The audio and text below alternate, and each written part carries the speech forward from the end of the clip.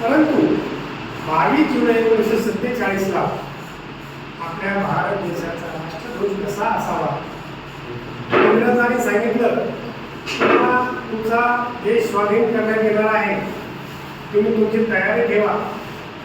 तो आपला देश जेव्हा स्वातंत्र्य होणार आहे तेव्हा आपला स्वतःचा राष्ट्रध्वज पाहिजे. ते देश चालवण्यासाठी आपलं संविधान असलं पाहिजे.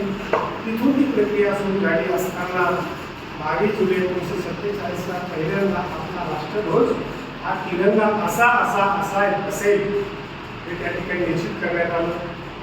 त्या समितीमध्ये डॉक्टर बाबासाहेब आंबेडकर हे सरदार समितीचे अध्यक्ष असल्यामुळे आणि बरेचसे सदस्य त्या ठिकाणी उपस्थित असल्यामुळे त्यांनी सांगितलं की हा राष्ट्रध्वज असेल.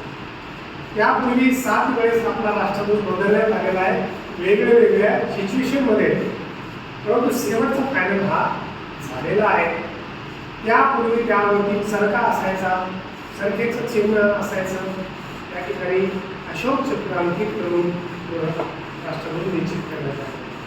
बऱ्याचशा लोकांनी त्यावेळेस प्रश्न उपस्थित केला की त्यावर कोणी म्हणायचं कोम असलं पाहिजे, कोणी म्हटलं आता चरण असलं पाहिजे, कोणी म्हटलं त्रिशूळ असलं पाहिजे. बऱ्याचशा गोष्टी त्या ठिकाणी बऱ्याच विचारवंतांनी त्या ठिकाणी व्यक्त केल्या. नंतर बाबासाहेब यांचं उत्तर दिलं की त्या ठिकाणी अशोक चक्र का असावं, कारण ते या भूमीचा एक इतिहास आहे, इथली ती संस्कृती आहे. या भूमीवरती एक